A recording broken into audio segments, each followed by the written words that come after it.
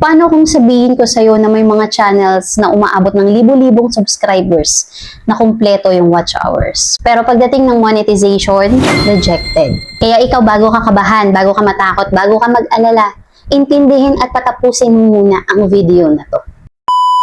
Meron po akong nabasa sa Reddit, nakalagay dito, YouTube rejected my monetization for repetitive content. And nakalagay din po dyan, but my stories, narration, and visuals are original. But, na-flag pa rin siya as repetitive content. So, dito sa explanation niya, no, sinabi niya dito, each video includes original human narration recorded by me for every video. Diba? Unique stories, research, and written individually with AI used only as a writing or creative assistant. And aside from that, may mga channels din na dumadaan sa recommendation ko na rejected yung kanilang application for their monetization. So now, bago tayo kabahan, bago tayo matakot, importante na maintindihan natin kung bakit nangyayari to. Ano ba yung mga dahilan kung bakit nare-reject tayo sa application natin o pag-apply for monetization? Imagine, pinaghirapan mo ma-reach yung requirements. Akala natin, ma-reach lang natin yung requirements, okay na. Hindi pa pala. Ang hirap ma-reach nung 1,000 subscribers, mas mahirap ma-reach yung 4,000 watch hours. And then during application, rejected. So ito mga ma'am sir, may nabasa ko ulit, no? Ang sabi dito, most creators want to get monetized on YouTube, but not every channel passes the review. And totoo yan, mga ma'am sir. May mga creators na ang bilis, nare-reach ka agad yung requirements, which is yung 1,000 subscribers and 4,000 watch hours. Pero hindi lahat ng mga yan ay nakakapasa sa review. We apply in the YouTube Partner Program. Ang totoo niyan, kaya natatagalan din ang pag-review is nire-review nila yung entire YouTube channel mo.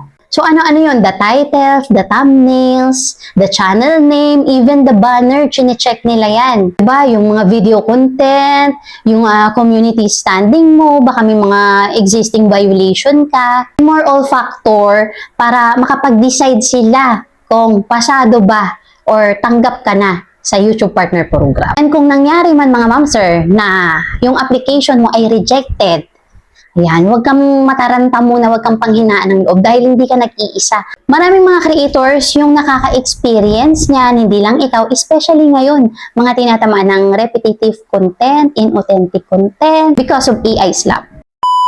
So sabi ko nga, YouTube reviews our entire channel. So not just our stats. So here are some issues or common issues na most commonly nagtitrigger talaga ng rejection. So, unang-una dyan, mga ma'am sir, common na common to, reuse content.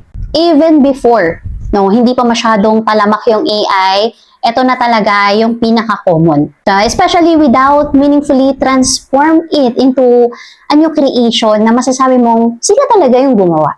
So, pangalawang rason kung bakit maraming mga nare-reject ngayon, repetitive content. YouTube also rejects channels where videos are so similar that viewers cannot tell them apart. What YouTube says, repetitious content refers to channels where the content is so similar. Kung pare-parehas na po, mga ma'am sir, yung mga content natin.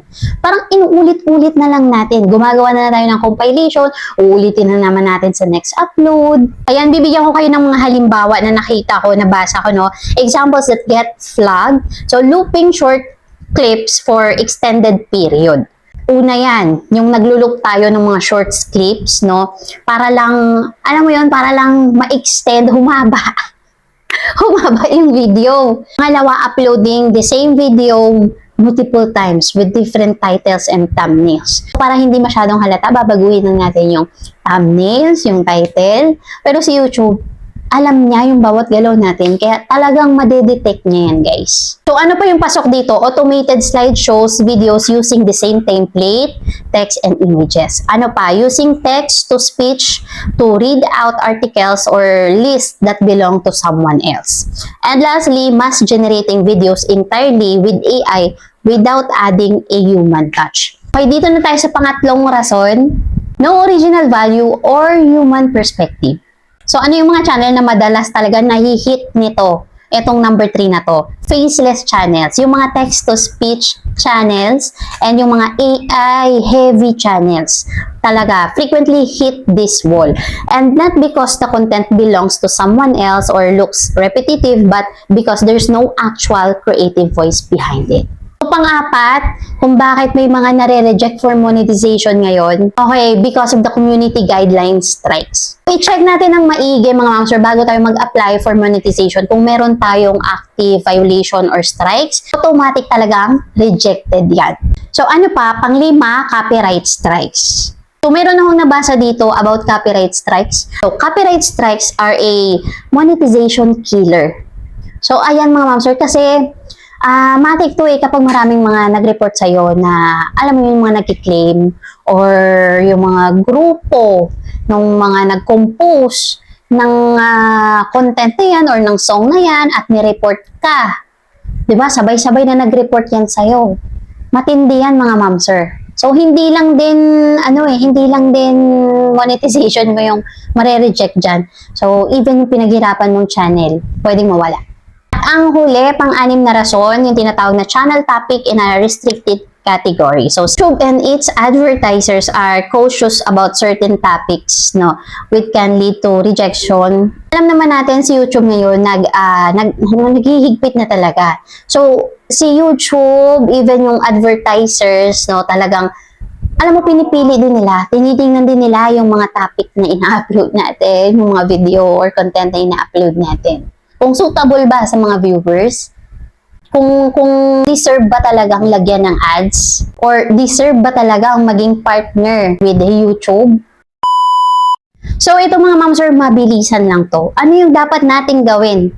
No, if ever na mangyari sa atin to, mangyari sa inyo, na ma-reject yung inyong monetization. Okay, number 1, no, read the rejection reason carefully. So kailangan siyasatin natin, intindihin natin ng maigi.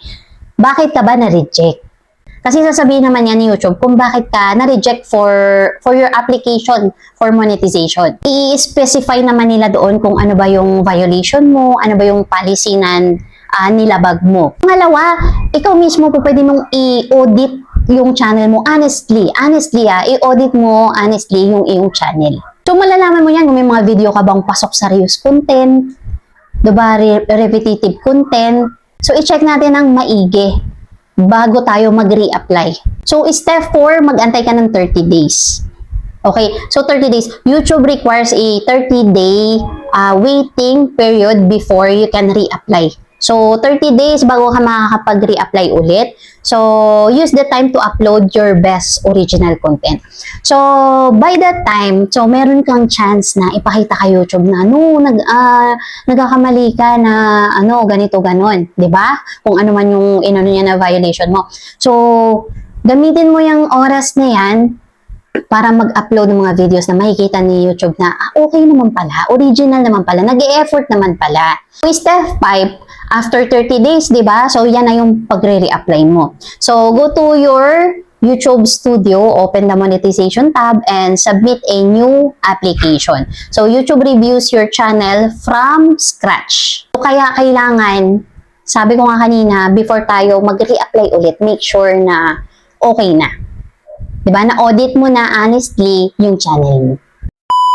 So, ayun mga ma'am sir, sana nakatulong sa inyo yung konting discussion na to about sa rejection ng monetization application.